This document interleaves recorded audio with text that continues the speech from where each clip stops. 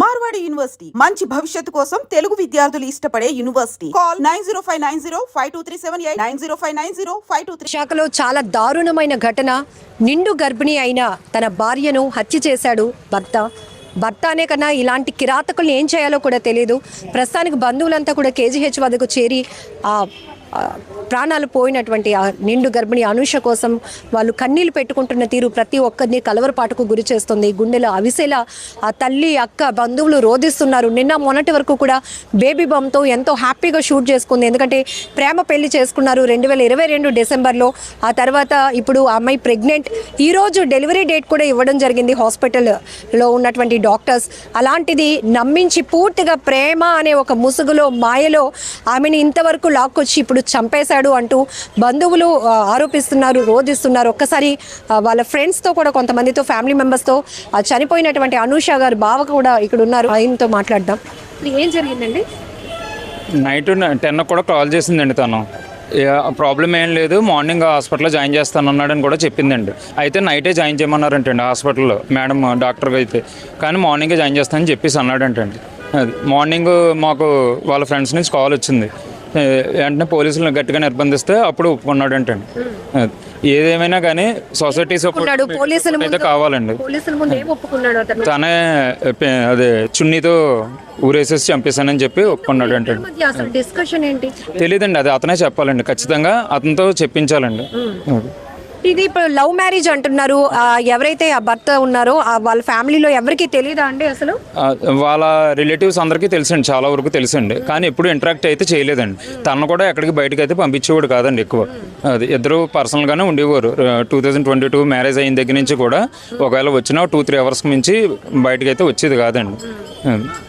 మీరు చెప్తున్నారు తను చాలా హ్యాపీగా రెస్టారెంట్స్కి వెళ్ళాము, ఇష్టమైన ఫుడ్ ఎంజాయ్ చేయాలనుకున్నాను. ఎందుకంటే తను కొన్ని రోజుల్లోనే బేబీకి డెలివరీ ఇవ్వబోతున్నారు కాబట్టి ఒక తల్లి అమ్మగా పోతుంది కాబట్టి చాలా హ్యాపీగా బేబీ బంతో కూడా ఫొటోస్ కూడా మీరు నాకు షేర్ చేశారు. ఏంటి ఇంత దారుణం అసలు? యాక్చువల్లీ నైట్ డాక్టర్ చెప్పారంట జాయిన్ అయిపోండి అని చెప్పారంట. సో మేము నైట్ వీడియో కాల్ మాట్లాడాం, అప్ టు 11:30 వరకు మాట్లాడాం. సో ఏం చెప్పారంటే లేదు గని చెప్పాడు, మార్నింగ్ వెళ్దాము, ఇప్పుడు ఎందుకులే డెలివరీయే కదా చూసుకుందాం అని చెప్పాడు. సో మార్నింగ్ మాకు కాల్ చేసేటప్పటికి అన్కాన్షియస్ అయిపోయింది, పడిపోయింది అని చెప్పాడు. ఎన్ని గంటలప్పుడు? 7:30 ఆ రేంజ్లో మాకు ఫ్రెండ్స్ దగ్గర నుంచి కాల్స్ వచ్చాయి. సో అన్కాన్షియస్ అయిందంటే మేము హాస్పిటల్కి వెళ్ళాం. వెళ్ళేటప్పటికే లైక్ పల్స్ ఉంది, డాక్టర్ చూస్తున్నారు అని చెప్పారు. ఒక 10 minutes తర్వాత అమ్మాయి చనిపోయిందని చెప్పాడు అని చెప్పారు. మేము అప్పటికే చూసేటప్పటికి బాడీ కలర్ అంతా చేంజ్ అయిపోయింది ఆ అమ్మాయికి టోటలీ. సో మేము అప్పుడు కేజీహెచ్కి తీసుకొని వచ్చేసాం.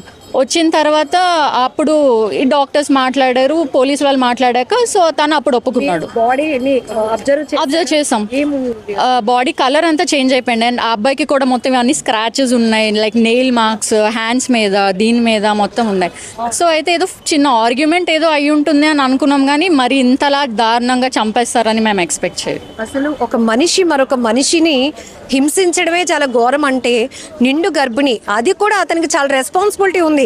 భార్య బిడ్డ, ఎందుకు అసలు ఇంత కఠినమైనటువంటి నిర్ణయాలు వెళ్ళి? అండ్ వాళ్ళు కూడా హ్యాపీ కపుల్స్, మేము కూడా డిసైడ్ చేయలేకపోయాం ఏంటి రీజన్ అని చెప్పేసి. అండ్ తను కూడా చాలా స్ట్రాంగ్, ఏదైనా ఉంటే తను ఫేస్ చేస్తుంది తప్ప. ఎంతవరకు చదువుకున్నారు అనూష? తను హోటల్ మేనేజ్మెంట్ చేసింది. వీళ్ళిద్దరికి ఎలా అండి పరిచయం? వాళ్ళు కాలేజ్ రిలేటెడ్గా ఎక్కడో ఫ్రెండ్స్. సో మేము తర్వాత ఫ్రెండ్స్ అండ్ వాళ్ళు కాలేజ్ ఫ్రెండ్స్. వాళ్ళకి కొంచెం వాళ్ళ ఇంట్రొడక్షన్ అది వాళ్ళకి తెలుసు.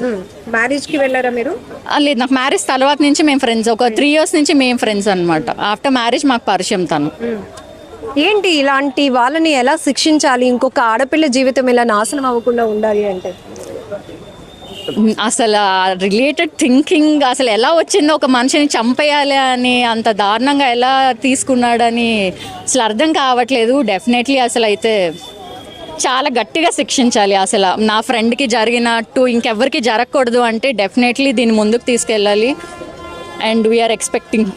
లాస్ట్ వాళ్ళు మీరు మాట్లాడినప్పుడు ఏంటి కాన్వర్జేషన్? మేము 11:30కి మాట్లాడాం. హాస్పిటల్ నుంచి వచ్చాము, డాక్టర్ జాయిన్ అయిపోమని చెప్పారు. సో వాళ్ళ హస్బెండ్ ఏమో లేదు మార్నింగ్ వెళ్దామని నెగ్లెక్ట్ చేశారనమాట. సో మేము అన్నాం వెళ్ళిపోవాల్సింది కదా అంటే లేదు తను తీసుకెళ్ళను అన్నాడు, మార్నింగ్ తీసుకెళ్తా అన్నాడు అని చెప్పాడు. మార్నింగ్ మేము తనతో మాట్లాడినప్పుడు నైట్ తను వద్దన్నది. సో మార్నింగ్ తీసుకెళ్తాము, బ్రేక్ఫాస్ట్ అయ్యాక తీసుకెళ్తామని వెయిట్ చేశాను. మార్నింగ్ బ్రేక్ఫాస్ట్కి తను లేపినప్పుడు తను లెగలేదు, అన్కాన్షియస్ అయింది. వాటర్ వేస్తే వాటర్ బయటకు వచ్చేస్తుంది. సో అందుకు నేను అందరికీ కాల్ చేశాను భయపడి అని చెప్పాడు. ఇక్కడికి వచ్చాక పోలీసుల దగ్గర ఒప్పుకున్నాడు దట్ నేనే నైట్ 2 తర్వాత ఆర్గ్యుమెంట్ అయింది, చున్నీతో ఇలా చేసి చంపేశానని నైట్ చెప్పాడు. అమ్మాయిగా చెప్పండి, పెళ్ళి అంటే ప్రతి అమ్మాయికి ఒక ఎక్స్పెక్టేషన్స్ ఉంటాయి. అమ్మా నాన్న మనకి ఎంత కేర్గా ఎంత ప్రేమగా చూసుకుంటారో మనం అత్త వాళ్ళ ఇంటికి వెళ్ళినప్పుడు కూడా అవే ఎక్స్పెక్ట్ చేస్తాం సేమ్. ఒకవేళ అలాంటి ప్రేమతో చూసుకున్న అత్త అయితే అమ్మాని పిలవాలనిపిస్తుంది. ఇంకా అలాంటి భర్త దొరికితే గాడ్ గిఫ్ట్ అనుకుంటాం. అలాంటిది మీరు చెప్తున్నారు ఇద్దరిని మేము ఆఫ్టర్ మ్యారేజ్ తర్వాత చూసినప్పుడు అసలు ఇలాంటి డెసిషన్ ఇలాంటిది ఈయన చేశాడా అని షాక్ అవుతున్నాను అని తెలిసిన తర్వాత మీకు ఏమనిపించింది? అసలు మేము కనీసం ఎక్స్పెక్ట్ కూడా చేయలేదు. అంటే చూడడానికి చాలా హ్యాపీ కపుల్గా ఉండేవారు.